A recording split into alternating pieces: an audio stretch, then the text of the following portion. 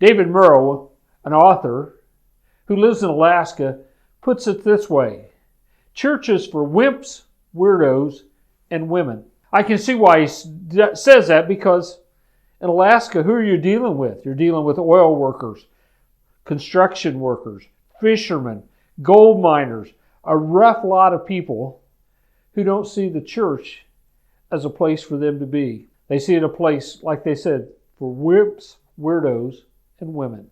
But the truth of the matter is, God needs men in His church. Men that are strong, men that are encouraging. And if you're a guy, I want to tell you today, or take just a few moments and give you some hints on how to become involved in God's great mission. Most of us, over the last few years, have at least watched one time the HBO classic, The Band of Brothers, the Easy Company story from World War II. And when I look at that story, almost all of us would follow Lieutenant Winters into battle.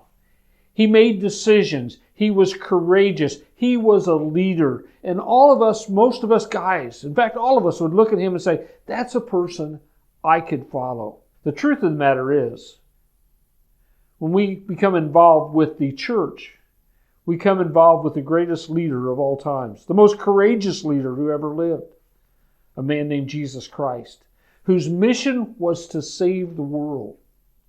You know, it's not just coming to a building. It's not just sitting in a pew.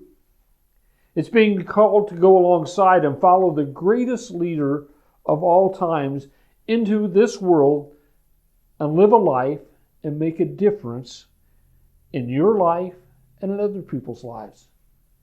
He calls us not to be part of a relationship. He calls us to be disciples or followers. Nowhere in the Scriptures does it talk about having a relationship with Christ. It talks about being a follower of Christ, one who follows after Him and models himself after Christ. Christ wants men who will follow Him into the greatest challenge ever. And that's to bring hope and encouragement to everyone in our world. So you say, I'm a guy. What can I find in church?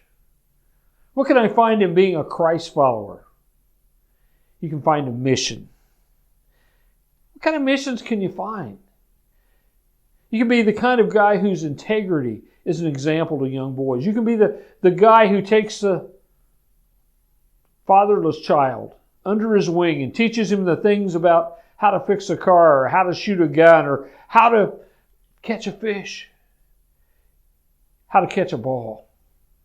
And you can invest in that mission and make a difference in that life because you give them time and encouragement.